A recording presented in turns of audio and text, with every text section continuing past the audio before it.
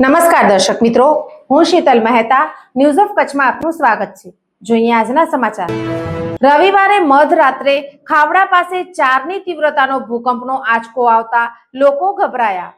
રવિવારે મધરાત્રે 12:30 વાગ્યે ભચાઉથી 10 કિલોમીટર દૂર મેઘપર નજીક આવેલી ફોલ્ટ લાઇનના ફરી 3.1ની તીવ્રતાનો કંપન અનુભવાયો હતો। તેના 24 કલાકની અંદર જ રવિવારે રાત્રે 9:47 વાગ્યે 4ની તીવ્રતાના ભૂકંપનો આંચકો નોંધાયો હતો, જેનું કેન્દ્રબિંદુ નાની બન્નીના દધ્ધર મોટીની ઉત્તર દિશાએ નોંધાયું હતું, જેના પગલે બન્ની અને પચ્છમના લોકો ડરી ગયા હતા અને ઘરની બહાર દોડી આવ્યા હતા। રાત્રે એકાએક આંચકો આવતા લોકોને 2001ના ભૂકંપની યાદ આવી ગઈ હતી। રણકાંધીના ગામો અને ખાવડામાં લોકોએ આંચકાનો અનુભવ કર્યો હતો। ખાસ કરીને ખાવડામાં મોટી સંખ્યામાં લોકો બહાર દોડી આવ્યા હતા। જોકે કોઈ નુકસાનીના સમાચારો બહાર આવ્યા ન હતા।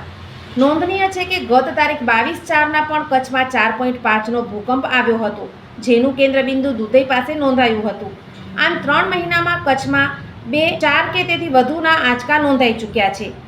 ભુજ વર્ષ 2001માં કચ્છમાં આવેલા ભયંકર ભૂકંપનો કેન્દ્રબિંદુ ધરાવતી કચ્છ મેઇનલેન્ડ ફોલ્ટ અને સાઉથ વાગડ ફોલ્ટ સક્રિય થતાં ભચાઉ નજીક ફરી ભૂકંપના આંચકા નોંધાઈ રહ્યા છે। રવિવારે ભચાઉથી 10 કિલોમીટર દૂર મેઘપર નજીક આવેલી ફોલ્ટ લાઇનના ફરીથી 3.1ની તીવ્રતાનો કંપન અનુભવાયો હતો। રવિવારના 12:29 ભચાઉથી 10 કિલોમીટર દૂર મેઘપર નજીક 12.6 કિલોમીટરની ઊંડાઈએ આ ભૂકંપનો આંચકો સિસ્મોલોજી વિભાગ દ્વારા દર્જ કરવામાં આવ્યો હતો।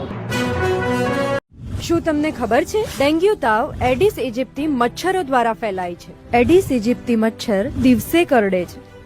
આ મચ્છર ઘરમાં જમા થયેલ પાણીમાં ઉત્પન્ન થાય છે। આ મચ્છર ઉત્પન્ન ના થાય એના માટે શું કરવું જોઈએ? દર રવિવારે માત્ર 10 મિનિટ ફાળવીએ અને મચ્છરોને ઉત્પન્ન થતા અટકાવીએ।